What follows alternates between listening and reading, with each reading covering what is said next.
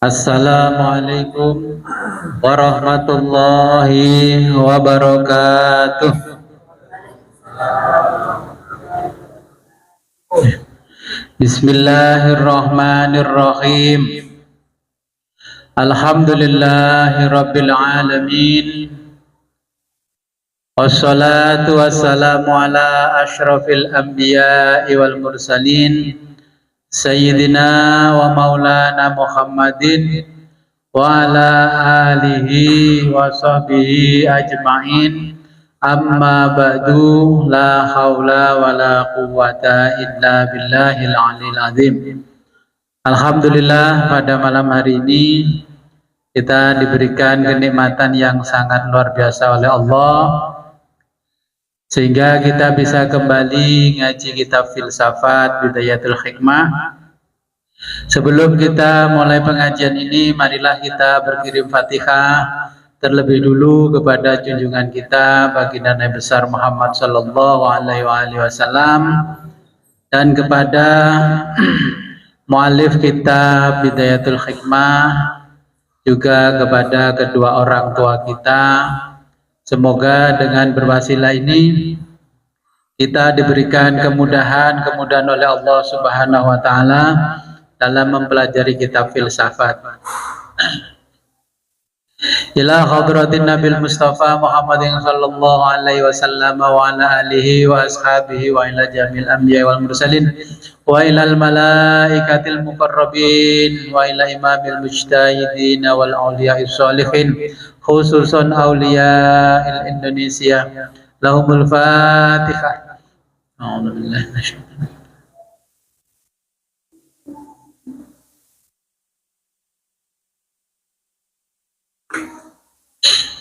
Wazumaila Hadrati Syekh Muhammad Ibrahim bin Yahya Al-Qawami As-Sirazi wa Sayyid Muhammad Husain Tubatubai wa Abba Sadiqin Bajuri wa Mikhadatin Masudah. Lahumul Fatihah. A'udzu billahi minasyaitonir rajim.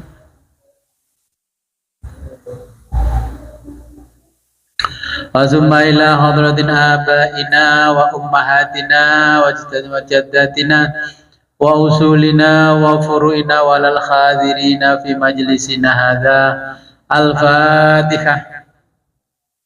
A'udzubillahi minasyaitonir rajim.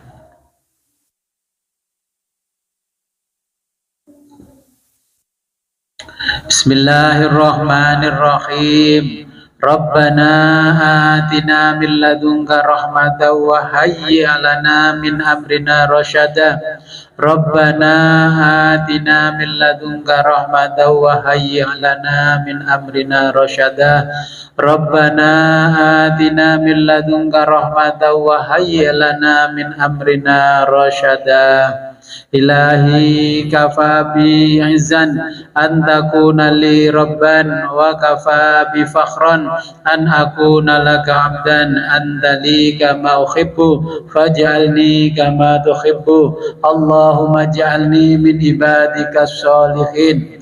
Ilahi kafa bi'izzan an takuna li rabban wa kafa bi fakhran an akuna laka abdan anta li kama uhibbu faj'alni kama tuhibbu. Allahumma ij'alni min ibadika sholihin. Ilahi kafa bi'izzan an takuna li rabban wa kafa bi fakhran an akuna laka abdan anta li kama uhibbu faj'alni kama tuhibbu. Allahumma ij'alni min ibadika sholihin. Allahumma salli salatan kamilatan wa sallim salaman tamman. Salli salatan jalali wa sallim salaman jamalin ala sayyidina wa maulana Muhammad.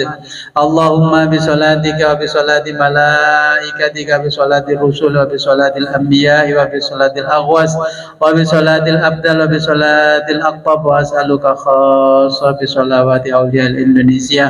Ya Rabb ya Rabb ya Rabb, antu salli ala sayyidina wa maulana Muhammadin wa taj'alha mahzunatan fi sahaifina bi sirrin nabi wa alin nabi wa ila hadratin nabi. Al-Fatihah. A'udzubillahi minasyaitonir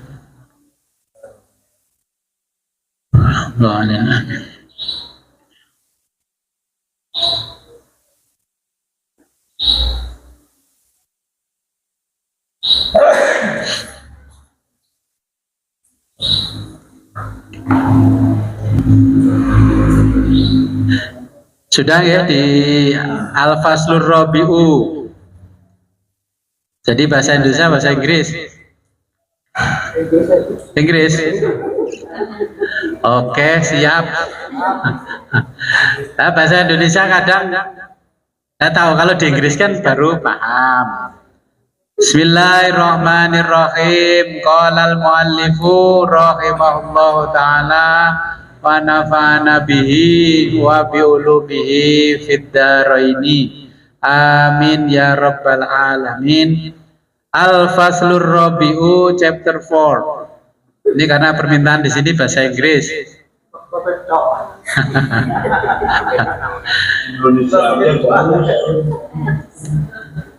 Al-Faslur Rabi'u pasal kaopat, pasal 4. Fi asolatil wujudi, tentang prinsipalitas wujud. Asolatu itu namanya prinsipalitas.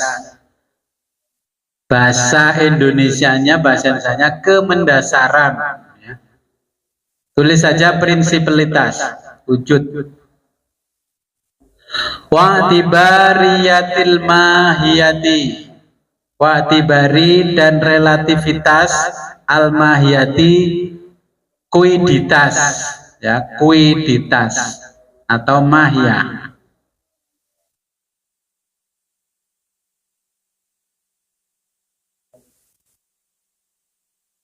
Inna lanarotabu, inna bahwa kita benar-benar, la tidak, narotabu meragukan,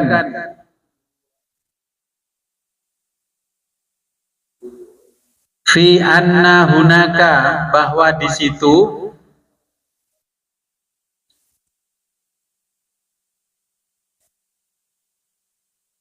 umuron perkara-perkara,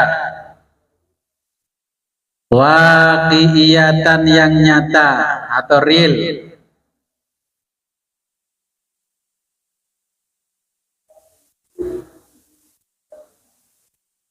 zatu asarin, zatu yang memiliki asarin efek,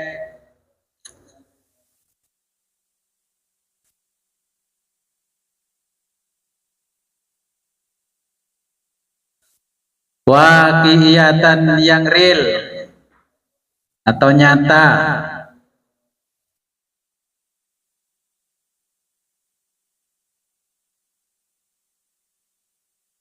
laisat bukan perkara, biwahmil wahimu bersifat ilusi,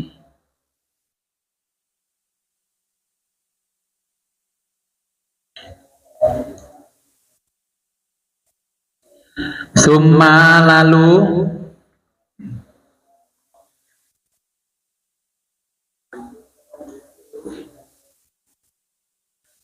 summa lalu tantazi'u kita ambil,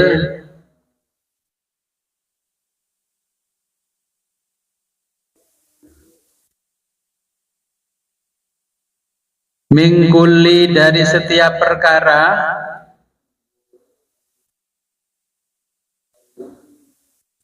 min hadhil umuri, min dari hadhi ini, al umuri perkara-perkara. Jadi min hadhil umuri dari perkara-perkara ini,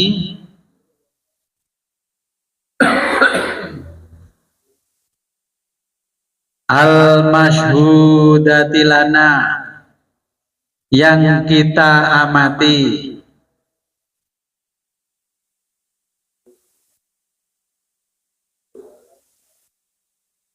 fi ainin yang merupakan suatu realitas,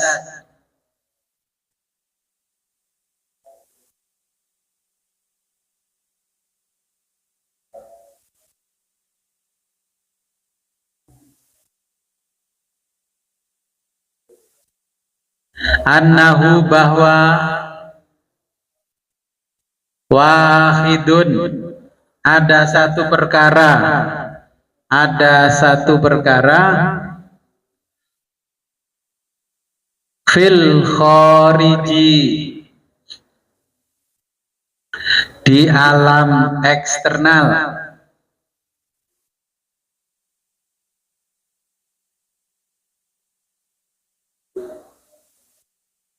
mafhumaini isnaini kita menghadirkan dua konsep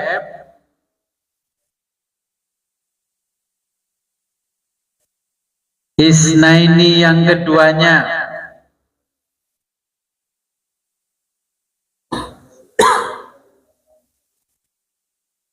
kullun setiap minhuma dari kedua konsep itu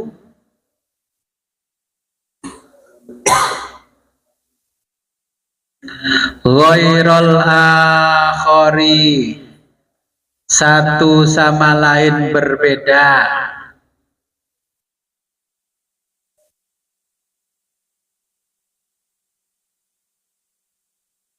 mafhuman konsepnya,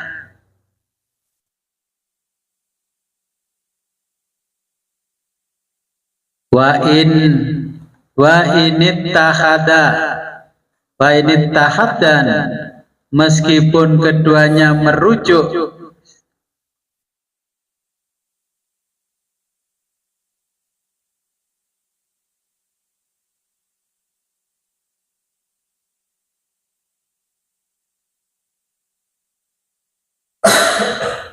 misdaqon.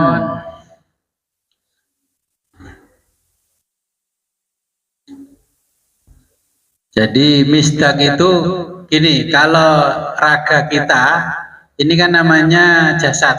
Nah, kalau yang di dalamnya itu namanya misdak, ya. Yang menggerakkan kita bisa nulis, bisa ngomong, itu namanya misdak. Jadi misdak itu bisa kita terjemahkan pribadi manusia yang dalam, ya, pribadi yang dalam.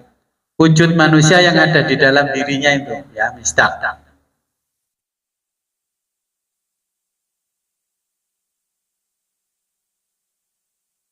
Wahuma dan kedua konsep tersebut al-wujudu adalah realitas atau al-wujudu adalah wujud, ya, wujud. Wal mahiyatu dan kuiditas.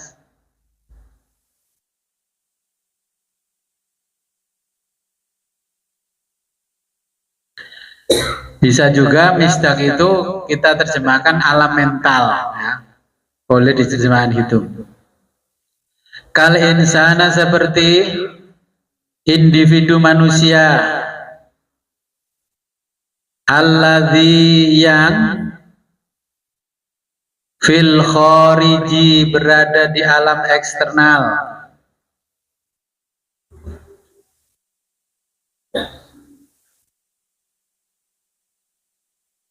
al-muntaza'u yang diabstraksikan, anhu dari wujud,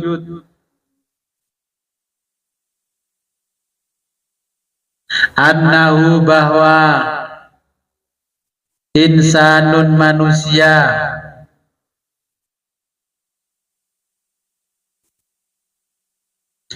wa annahu dan bahwa ia maujudun itu ada. Oke, saya jelaskan dulu ini.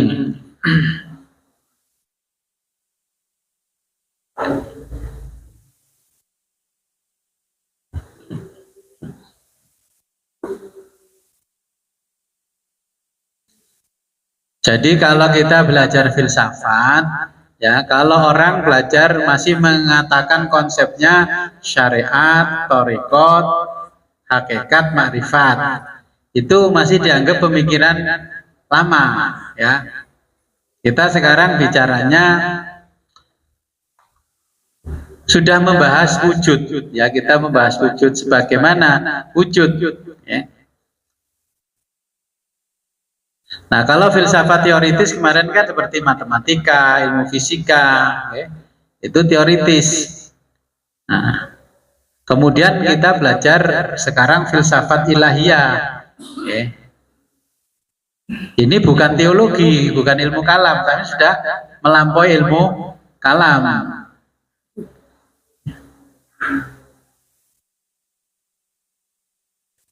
Nah kemarin kan kita contohkan ada es batu. Ini di pasal 4 es batu.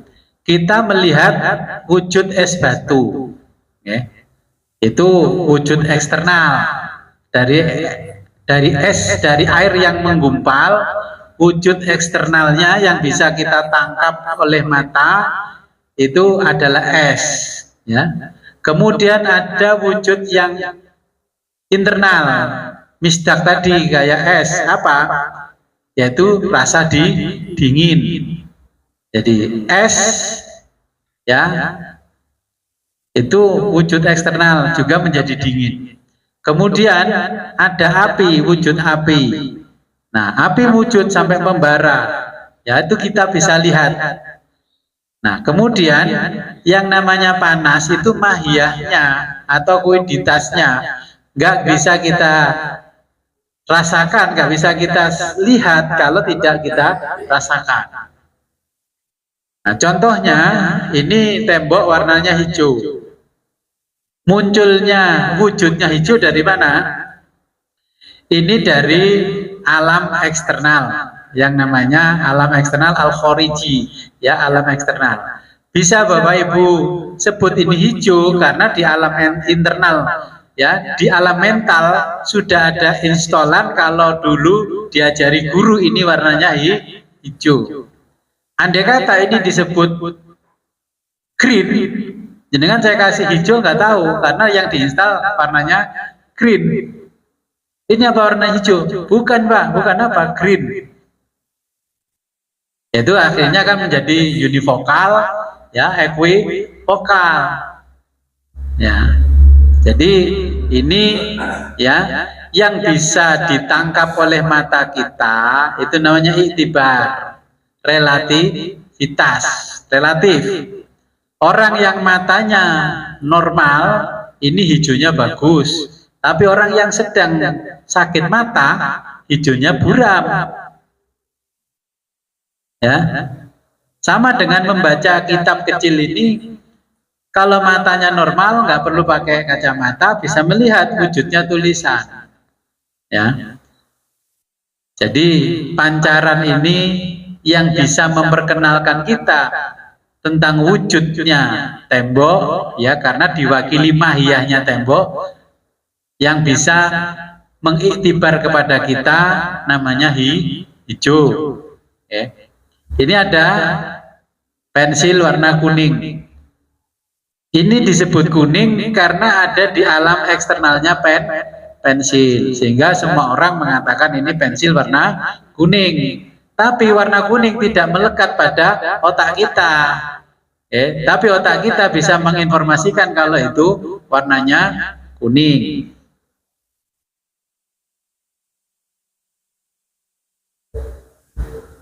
Saya contohkan,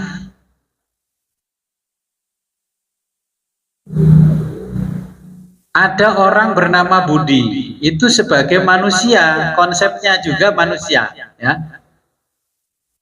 Atau ada orang bernama Budi, wujudnya sebagai manusia. Lalu konsepnya bagaimana? Ini ada manusia, tapi kok korupsi ngoplos Pertamax dengan Pertalite sampai 3.000 triliun. Nah itu dia sebenarnya kalau belajar filsafat ini ya wujud dengan mahiyah dia itu hanya sebagai manusia konsep saja, sebagai manusia, tapi wujudnya bukan manusia. Kemarin sudah kita jelaskan wujudnya apa? Ya, yang unintelektual itu wujudnya. Seperti yang unintelektual kan setan, iblis dan sebagainya. Nah, ketika kita bicara Tuhan, Tuhan sebagai konsep, apa Tuhan sebagai wujud? Kalau Tuhan sebagai konsep ya hafalkan saja Qidatul Awam itu. Allah wujud, qidam baqa, mukhalafatu lil khawadisi, qiyamuhu binafsi sampai terakhir. Itu bicara Tuhan sebagai konsep. Nah, kalau kita bicara filsafat ketuhanan, kita bicara Tuhan sebagai wujud. Ya, saya jelaskan dulu ini.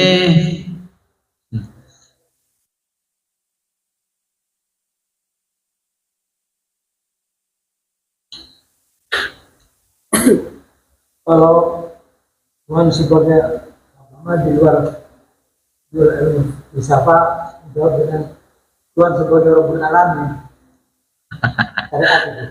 Itu syariat, itu bukan filsafat. Itu doktrin, itu dogma agama. Kalau agama bahwa Tuhan adalah Rabbul Alamin. Terus ditanya, buktinya apa kalau Rabbul Alamin? Ya, pokoknya teks sucinya ngomongnya Rabbul Alamin lah, itu namanya nggak ilmiah, dogma.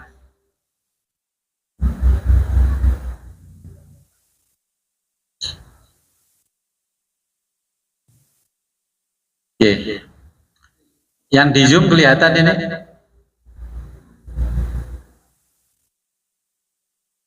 Kelihatan tuh. Kelihatan. Ini kita bicara kemendasaran wujud atau ya konsep kemendasaran wujud, yaitu prinsipilitas, asolatul wujud, ya, prinsipilitas wujud, ya. Wujud ini merupakan kemendasaran segala sesuatu di alam realitas, ya. Dengan wujud manusia dapat mengetahui panasnya api, ya, karena itu berwujud. Kalau kita melihat kebakaran di TV kan kita nggak kepanasan kan, karena itu tidak wujud. Nah, dengan wujud manusia dapat mengetahui keberadaan api sebagai sebab panas. Oke. Sebab panas, tapi panasnya tidak berada di api, panasnya berada di baranya.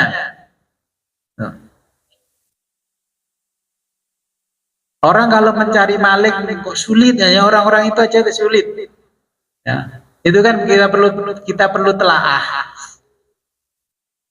Ya, mencari lingkaran-lingkaran yang sulit di TV, di medsos itu. Nah, sebenarnya nggak sulit, aras-arasan nyari, malas.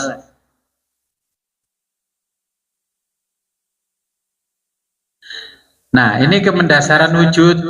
Sekarang wujud, ya. Wacana kemendasaran wujud merupakan salah satu isu yang berkembang dalam kajian filsafat Islam, ya, yang dilontarkan oleh penawaran Mula Sadra atas perdebatan para filosof paripatetik dan isrokiyah atau iluminasi. Ya, itu sudah ada di terjemahnya Bapak Ibu semuanya. Oke. Yang akhirnya diringkas oleh Sayyid Husain Toba-Tobai di kitab Bidayatul Hikmah, ya. Nih.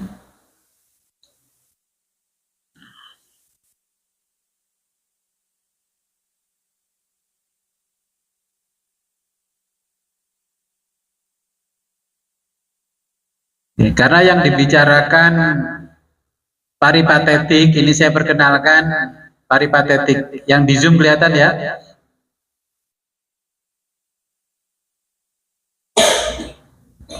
Kelihatan yang di Zoom?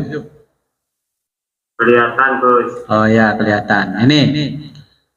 Jadi di dalam filsafat Islam ini juga ya kita harus mengenal yang namanya paripatetik.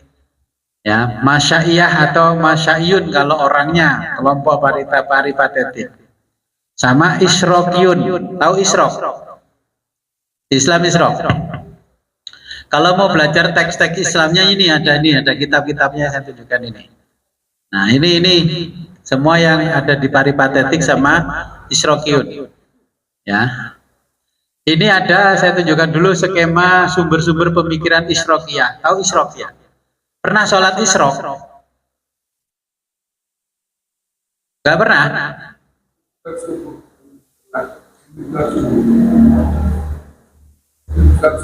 Sebelum sholat subuh? Belum pernah. Ini makanya perlu kita bawa retreat ke Magelang ini. Nabi setelah sholat subuh, beliau itu duduk di tempat sholatnya sambil zikir, wirid, kemudian menunggu cahaya matahari betul-betul terang, tapi belum waktunya duha. Terus Nabi sholat 2 rakaat. Itu namanya sholat Isyraq. Nah, ketika sudah dirubah jadi syuruk, islali. Makna kata Isyraq itu karena cahaya. Ya, makanya Isyraqiyah itu iluminasi, itu filsafat cahaya. Ya. Belum pernah sholat Isyraq? Yang diingat duha aja, karena duha manfaatnya lebih besar untuk pedagang. Jadi Nabi itu sholat Isyraq dulu 2 rakaat sebelum beraktivitas, baru sholat duhanya jam 11 siang. Kalau Bapak Ibu kan mesti pagi-pagi tuh sholat dulu, ya kerja dulu baru sholat duha. Nah, ini Isyraqiyah, ya, bahasa Inggrisnya iluminasi. Jadi sebelum matahari keluar. Jadi setelah subuh cahaya sudah terang tapi mataharinya belum tampak. Nah, itulah kita sholat Isyraq 2 rakaat. Setelah 2 rakaat barulah pergi untuk mencari nafkah. Itu yang dilakukan Nabi. Jadi ada sholat 2 rakaat setelah sholat subuh. Setelah sholat subuh sebelum duha. Nah, ya. Syaratnya apakah cuma menunggu, apa harus jadi di masjid, di rumah atau di masjid? Jadi ketika kita mau sholat Isyraq, di mana kita sholat subuh, ya disitulah kita menunggu Isyraq. Ya, kalau di masjid ya di masjid. Tapi kalau gimana yang dagang ke pasar jam 2 pagi sudah berangkat, ya sudah berangkat jam 2 pagi subuh kita sholat, tunggu Isyraq dulu. Standar waktunya, Gus. Misalnya sholat subuh, pas waktu awal waktu, Isyraqnya itu kira-kira sudah berjalan berapa waktu? Kalau jam Indonesia, saya mengamati Isyraq itu antara 5:30. Karena sudah matahari sudah naik tapi belum kelihatan mataharinya, supaya tidak menyamai orang Majusi kan. Nah, makanya itu kalau kita jamnya ya 5:30. Jadi kalau setelah di awal waktu, setelah selesainya sholat subuh belum waktunya. Belum waktunya, masih zikir. Ini tentang Isyraq atau subuh. Ya. Setelah subuh. Oke, nanti saya jelaskan di fikih saja. Ini kita ngaji filsafat. Ya. Di filsafat tanya dulu atau Bu? Ya, boleh. Ahli-ahli filosof, kenapa mengatakan Tuhan itu wujud? Al-wujud, kok tidak mengatakan Allah tadi? Oh iya. Karena untuk disebut Allah itu harus wujud dulu. Disebut Abdul Jalil harus ada orangnya dulu. Kalau nggak ada berarti hanya mengenang Abdul Jalil, hanya mengenang Allah saja. Oke, saya jelaskan dulu ini skema sumber-sumber pemikiran Isyraqiyah atau iluminasi. Ya, kalau Islam, nah ini pemikiran Sufisme Mansur Al-Khalaj tahun 857 sampai 925 Masehi. Kemudian disusul Imam Al-Ghazali, ya, di Ihya Ulumuddin, di kitab-kitabnya Imam Ghazali yang lain yang berbasis filsafat, ya. Kemudian ada filosof Islam namanya Ibnu Sina. Nah, ini kitabnya Ibnu Sina ini. Nah, Nah ini kitab Ibnu Sina. Ya. Nah kemudian muncul dari filsafat pra-Islam. Ya kemarin sudah belajar kan Yunani, ada Pitagoras, Plato, ada Hermes. Nah kemudian filsafat Iran kuno, namanya Zoroaster. Ya, ini 1100 sampai 550 sebelum Masehi. Nah, pemikiran empat ini, skema dari empat itu dikumpulkan oleh seorang sufi besar namanya Suhrawardi. Ya, Suhrawardi. Kalau mau baca kitabnya Suhrawardi ini. Nah, ini kitabnya tentang Isyraqiyah, ya. Nah, di situ menyebut Hermes dan Zoroaster. Siapa Hermes itu? Ini saya punya produk Hermes yang harganya mahal, punyanya artis-artis itu. Saya nggak pakai karena ini pengirimnya tidak ada. Tiba-tiba ada orang kirim saya ikat pinggang Hermes. Waduh, ini usumnya orang diperiksa KPK pakai tas Hermes made in mana? Prancis. Ini kok ada kiriman Hermes. Saya nggak pakai ini ya Hermes ini. Ini mahal ini kalau Hermes itu. Nanti saya kasihkan ke Bapak Ibu. Tani kok pakai Hermes? Ayo, money laundry dari mana itu? Kan nanti gitu. Ini saya duga saya browsing 5 juta. Ya. Waduh ini Hermes 5 juta. Ini mau tas Hermes nanti. Nah ini ada Hermes, ada Zoroaster. Siapakah Hermes? Ya, yang dari kata itu lahir kata hermeneutika. Dari Hermes itu lahir kata hermeneutika. Ya. Jadi ada sekarang ilmu hermeneutika yang mempelajari asal usul kata. Ya. Makanya nahwu, sorof, balaghah, mantek, ma'ani, arud dan sebagainya ya ini hermeneutikanya. Nah, tapi bukan nama tas perempuan made in Prancis ya, Hermes, atau ini Gesper made in Prancis. Nah, ini ada seorang ulama namanya Syamsuddin Muhammad bin Mahmud As-Sahra Zuri, ini dalam bukunya berkata ya, saya baca Indonesianya aja ya biar cepat. Banyak nama Hermes, tetapi yang paling terkenal dan terbesar dari ada 3. Pertama yang lahir sebelum banjir besar Nabi Nuh. Ya, bangsa Persia menyebut bahwa nenek moyangnya bernama Geomedes dalam bahasa Persia. Bahasa Latinnya namanya Hermes. Ya. Nah, kemudian dalam kitab Uyunul Amba, ini juz 1 halaman 16 disebut Qiyumat, ya. Tadi kan Qiyumat dalam bahasa Persianya. Ia adalah Adam. Ya, bangsa Ibrani menyebut Ahnuh. Bahasa Ibrani bisa disebut Henoch. Ya.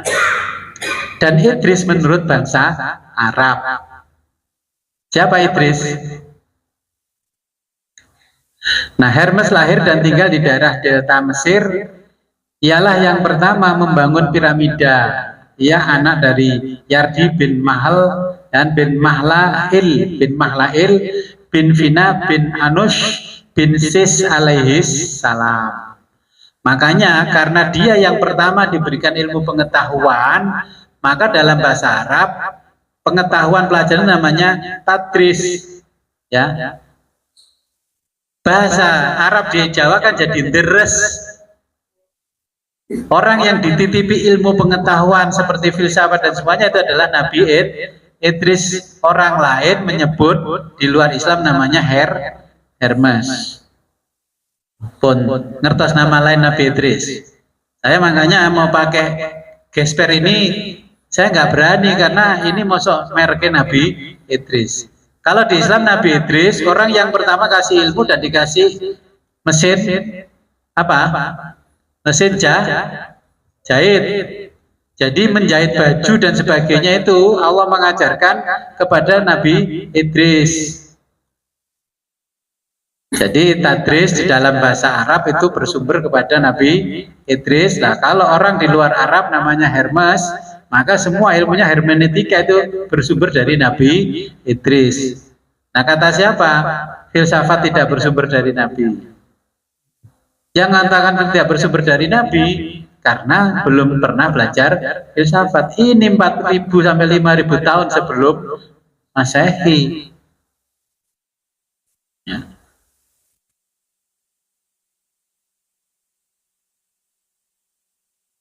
Hermes ini bicara, dia bisa mengajarkan 72 bahasa untuk masing-masing suku pada waktu itu. Kamu bahasanya ini, bahasanya ini. Jadi Allah menciptakan ya bersuku-suku, berbangsa-bangsa dan berbahasa-bahasa. Kata kalau di Quran itu ternyata yang mengajarkan adalah Nabi Idris ya. Itu 72 bahasa akhirnya menyebar sekarang jadi bahasa dunia. Allah menganugerahi pengetahuan yang luas dan mendalami atau kearifan parenial. Jadi kearifan parenial itu yang langsung dari Allah turun-temurun, namanya Al-Hikmah. Malah sebenarnya sebutannya Al-Hikmah dulu, Al-Hikmah. Nah, tentang pikiran-pikiran pengetahuan dan kebudayaan mereka. Jadi yo mikir bagaimana bikin baju bagus itu Nabi Idris. Ya. Nabi Idris yang diceritakan kalau di kita ngaji itu kan Nabi Idris pergi ke surga, terus ketemu malaikat maut, dia mati dulu, itu terus ninggal kelompennya di surga, terus pulang, habis itu ngomong malaikat itu kelompenku ketinggalan di surga, karena dia ingin kembali ke surga. Sampai hari ini kan Nabi Idris masih hidup. Lah kalau Bapak Ibu belajar filsafat kok sulit menerima, tawasullah kepada Nabi Idris alias Hermes. Paham? Karena dari kemarin kayaknya bulat-bulat ya. Saya akhirnya Nabi Idris ini orang-orang yang belajar tolong diinstal dari jarak jauh. Ya. Yang dikenalkan oleh guru kita kan hanya Nabi Idris tukang jahit, bukan Nabi Idris itu peletak dasar filsafat. Gitu. Saya tuh mondok di mana-mana itu, ya menceritakan Nabi Idris ya sama mulai Jawa Timur sampai Jawa Barat. Ya. Nah, Nabi Idris itu diberi 30 suhuf ya, atau kitab wahyu yang berbentuk lembaran-lembaran. Kemudian diterjemahkan ke dalam bahasa Yunani dan bahasa Suryani, bahasa Ibrani itu.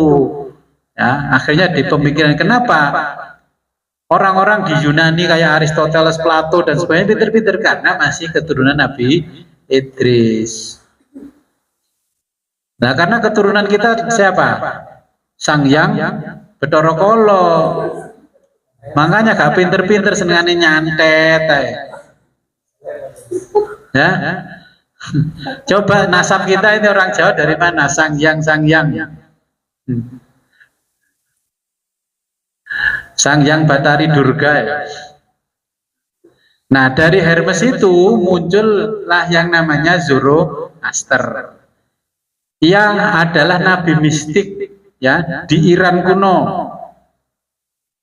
Kalau lihat film Zoroaster yang matanya kacamatan kayak maskeran itu loh, naik kuda, itu seorang Zoroaster. Ya, dia punya Tuhan namanya Ahura Mazda. Saya dulu waktu pertama ada mobil Mazda lewat, orang ini naik Tuhan. Ya, itu Tuhan, itu nama Tuhan, nama lain dari Tuhan, mungkin nama lain dari Allah karena dulu masih sebelum Masehi. Ahura Mazda. Terus akhirnya sekarang ngetren, banyak orang menamakan cucunya Haura. Oh, gak ditambah Mazda sekalian belakangnya, Tuhan yang Maha Pengasih dan Penyayang. Mungkin itu istikharahnya Mbah Google yang ditanya, bukan Hermes. Nah, berikut adalah beberapa hal yang penting ya tentang Zoroaster. Asal usulnya ini ya didirikan oleh seorang nabi mistik ya. Jadi ini namanya Zarathustra. Nama pendirinya Zarathustra, agama yang dinamakan Zoroaster. Ya. Nah, keyakinan utamanya adalah Ahura Mazda. Ya. Zoroaster itu percaya pada satu Tuhan yang bijaksana dan baik. Namanya Ahura Mazda. Ya. Dengan nabinya Zoroaster sebagai pendirinya. Keyakinan utama ini Ahura Mazda, ya, percaya Tuhan yang bijaksana dan baik, okay, menciptakan alam semesta ini semuanya. Nah, ajarannya kekuatan jahat, okay. Juga percaya pada kekuatan jahat yang dipimpin oleh Angra Mainyu. Nah, ini nanti mirip-mirip kok sama dengan yang diajarkan di orang Hindu. Nah, ini yang bertentangan dengan Ahura Mazda. Kalau yang menentang Ahura Mazda, ini Angra Mainyu. Ya.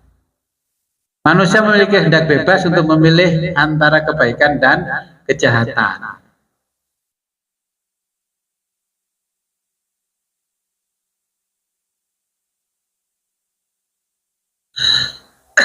Nah, ini ada konsep eskatologi. Apa eskatologi? Eskatologi itu ilmu tentang akhirat.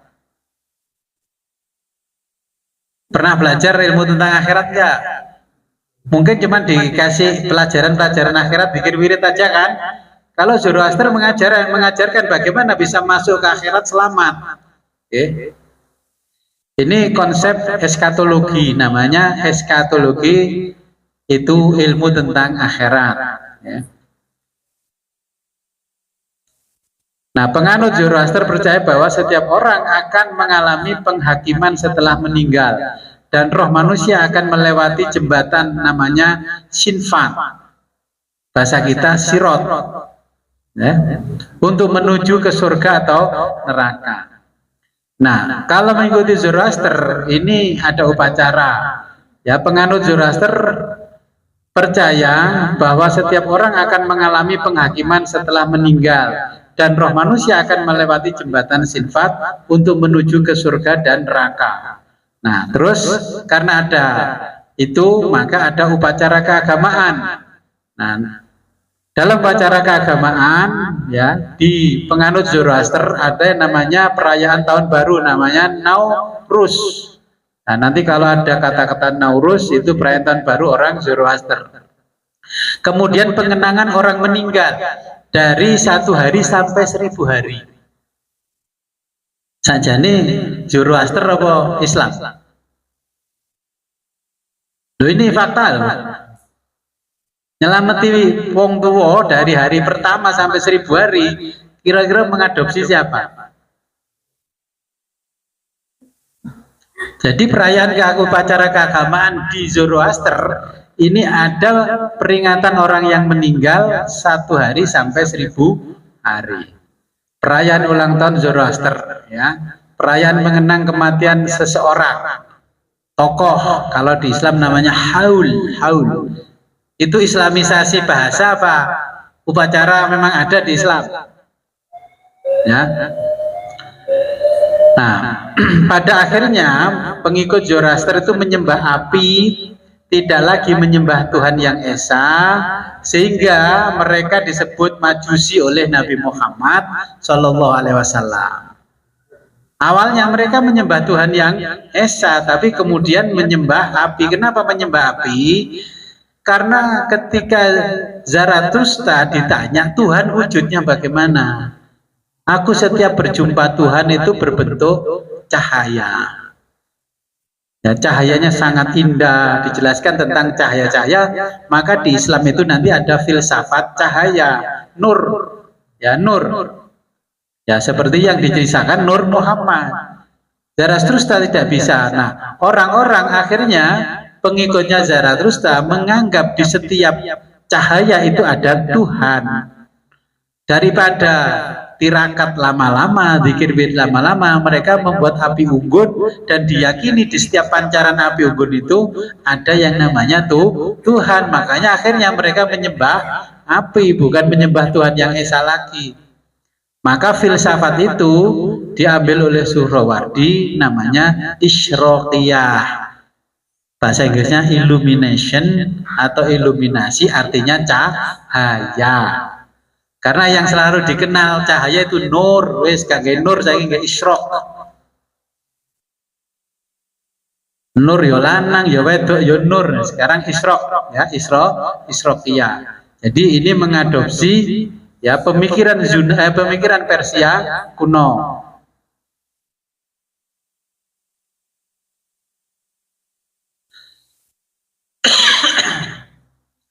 Nah, Hermes atau Nabi Idris ya ini turun ke Akatademon ya. Ini anaknya Hermes. Nah, ini turun temurun ini kan kalau Bapak Ibu belajar kan pengen tahu nasabnya no. Sanad ilmunya pengen tahu kan ini. Ini dari Asklepios ya, Pitagoras. Jadi Empedokles ini ada Plato, di Islam dilanjutkan ke Dhunnun al-Misri. Kalau belajar sufi tasawuf mengenal Dhunnun al-Misri enggak? Nah, itu sufi besar. Kemudian Abu Sahal al-Tustari mengenal. Waktu ngaji Sirul Asrar saya ajarkan amalannya Abu Sahal al-Tustari. Masih ingat? Apa? Kalau nggak ingat berarti nggak diamalkan ini. Allahu khadiri, Allahu ma'i, Allahu syahidi. Ya, ingat? Iya itu ajarannya dari Nabi Hermes yang dipelajari oleh pamannya Abu Sahal al-Tustari. Abu Sahal al-Tustari umur 3 tahun sudah memperhatikan pamannya sholat sampai umur 5 tahun. Begitu 7 tahun beliau bertanya, paman kok sholat lama sekali? Apakah paman memang berjumpa dengan yang disembah paman? Mbah, sholat kok lama banget? Memang ketemu sama yang disembah, Pak? Suslili khusus nggak boleh ngomong begitu, Le. Mbah ini nggak rasional. Ya. Kemudian ini nasabnya yang dari Persia, Raja Pendeta Iran kuno. Terus kemudian ada Akhameniyah, ya kalau belajar di tafsir Yasin, ya Hanok, Antokia masih ingat 3 tahun yang lalu. Persia akhirnya, ya Khosrow, terus Abu Yazid al-Bustami, Mansur al-Khalaj, Abu Hasan Karkoni. Semua nasabnya orang belajar tasawuf itu kan ke Abu Yazid al-Bustami. Walaupun Siddiqiyah di atasnya Abu Yazid al-Bustami. Makanya mereka-mereka yang sufi pasti filosof, tapi yang filosof belum tentu sufi. Ini nasabnya. Kemudian itu diringkeslah oleh Suhrawardi dalam pemikiran Isyraqiyah, menggabungkan yang namanya pemikiran Yunani dan pemikiran filsafat Iran kuno yang masih menyembah Tuhan, bukan menyembah api, ya. Jadi besok saya jelaskan tentang pemikiran iluminasi sama paripatetik.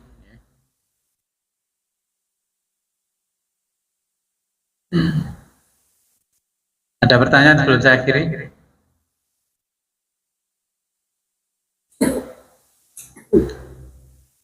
Ya, habis. Oke, karena waktunya habis, belajar filsafat.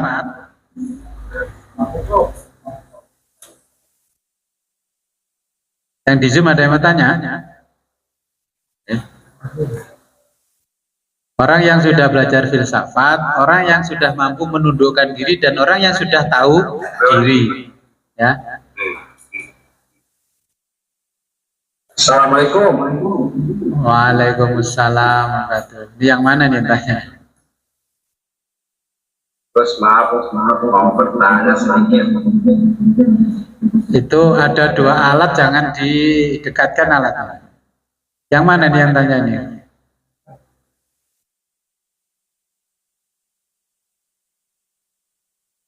Saya terus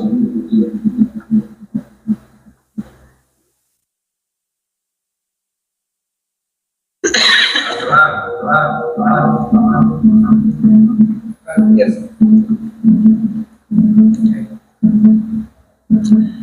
Itu kalau pakai TV Android yang HP-nya dikecilin biar nggak apa nyepleter ke sini mantul.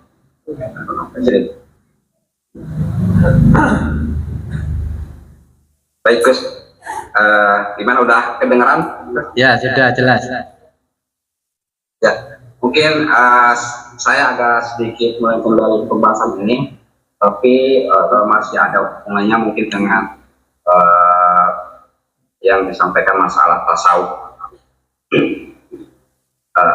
Di sini saya mau sedikit mempertanyakan masalah pandangan atau menurut tasawuf secara ilmiah masalah tentang bumi itu, Gus.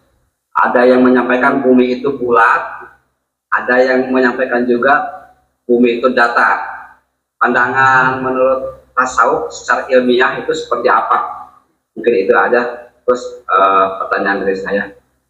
Assalamualaikum warahmatullahi wabarakatuh. Waalaikumsalam. Ini ikutnya baru malam ini ya?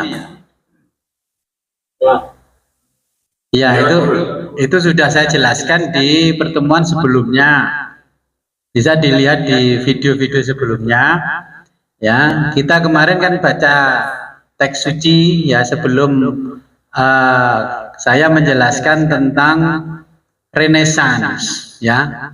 Pada saat Yunani dan Eropa di abad pertengahan, nah itu kan terjadi pertentangan antara agama dan sains.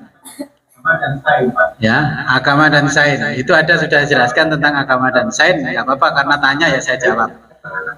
Kalau di teksnya agama Kristen di Bible itu kan terhampar luas bumi. Kalau di teksnya Islam bumi itu bulat dan berputar pada porosnya. Nah kemudian banyak filosof dan astronom meneliti, ya. Namanya Kopernikus. Kopernikus meneliti dari beberapa kejadian ternyata bumi itu bulat dan berputar pada porosnya. Dan orang tasawuf sudah tahu kalau bumi itu bulat sebelum terjadinya Big Bang. Nah itu bedanya, kalau tasawuf sudah tahu sebelum terjadinya Big Bang. Nah kemudian orang tasawuf juga merujuk pada dalil yang ada di Quran, ya. Wasyamsi tajri li mustaqarrin laha dzalika taqdirul azizil alim. Wal qamara qaddarnahu manazila hatta adakal urjunil qadim. Ya, itu dalilnya. Dan orang tasawuf sudah tahu karena tasawuf sudah melampaui fisika. Karena bumi itu bulat, dia sudah paham fisika dan metafisika karena sufi. Contohnya ketika Syekh Abdul Qadir Jailani mau pergi ke Indonesia, dia nggak butuh waktu yang lama karena bumi itu berputar. Maka Syekh Abdul Qadir Jailani menggunakan tenaga energinya, dia memisahkan dirinya dengan dunia, dengan Tuhan tadi ex materia dan ex nihilo.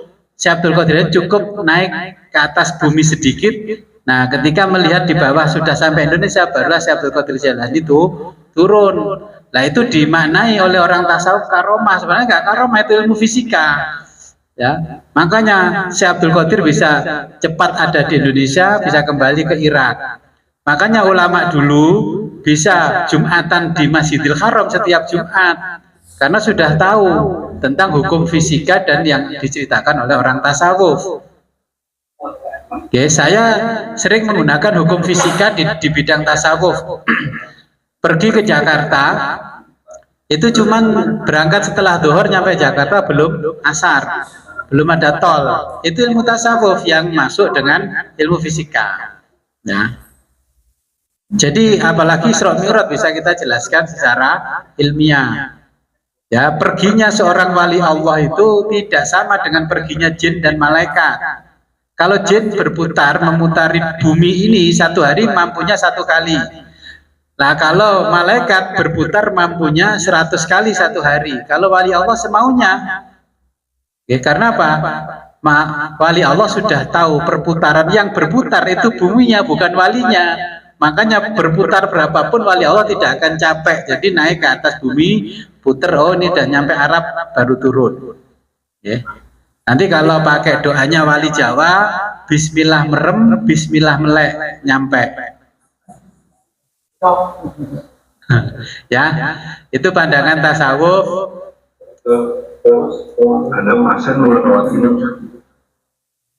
Ya, karena waktunya sudah habis. Sebelum kita akhiri, marilah kita berdoa kepada Allah.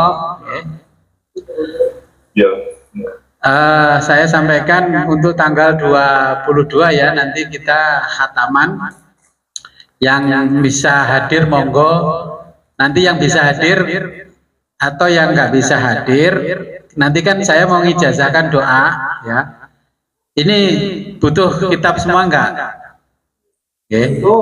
Ya, nanti saya cetakkan kitabnya sesuai nanti yang minta dicetakkan kitab, yang di Jakarta, di Tangerang dan sebagainya. Yang di Jabodetabek nanti saya kirimkan lewat JNT atau JNE seperti biasanya. Harganya masih promo 35.000. Kalau harga anggota 30.000, harga orang lain ya 1 juta ya. Masa cuma 35.000, kan masih mahal kopi di Starbucks loh. Ya, mari kita berdoa semoga apa yang kita pelajari menjadi manfaat barokah fid dunya wal akhirah. A'udzu billahi minasyaitonir rajim. Bismillahirrahmanirrahim. Allahumma shalli wa sallim ala sayyidina Muhammadin fil awwalin wal akhirin wa barik wa sallim wa radhiyallahu ta'ala an sadatina ashabi Rasulillah ajmain. Amin ya Allah ya rabbal alamin. Allahumma faqihna wa faqih talamidina fid din wa 'allimna wa 'allimhum at-ta'wil. Allahumma arham ummat sayyidina Muhammad. Allahumma ajbir ummat sayyidina Muhammad. Allahumma aslih ummat sayyidina Muhammad. Allahumma farij an ummati sayyidina Muhammadin sallallahu alaihi wasallam. Allahumma anfa'na bima 'allamtana wa 'allimna ma yanfa'una wa zidna 'ilman yaqina. Walhamdulillahi ala kulli hal wa na'udzu billahi min kulli hali ahli nar. Rabbana taqabbal minna innaka antas samiul alim wa tub 'alaina innaka antat tawwabur rahim. Allahumma ihdina siratal mustaqim. Allahumma ihdina siratal mustaqim. Allahumma ihdina siratal mustaqim. Siratal ladzina an'amta 'alaihim minan nabiyyin wasiddiqin wasyuhada'i wassolihin wa hasuna ulaika rafiqa. Dzalikal fadlu minallahi wa kafa billahi alima. Allahumma ya syahidan ghaira ghaibin wa ya ghaliban ghaira maghlubin wa ya qariban ghaira ba'idin ij'al min amrina ya Allah farja wa makhraja ya sarihal mustashirin wa ya ghiyasal mustaghisin. Innaka ta'lamu ma kana wa ta'lamu halana wa la yafa 'alaika syai'un min umurina. Rabbana atina fid dunya hasanah fil akhirati hasanah wa qina adzabannar. Wa sholli wa sallim ala jamil anbiya'i wal mursalin walhamdulillahi rabbil alamin. Al-Fatihah. A'udzu billahi minasyaitonir rajim. Akhir kalam ihdinas siratal mustaqim wa billahi taufiq wal hidayah wa ridha wal inayah. Wassalamualaikum warahmatullahi wabarakatuh.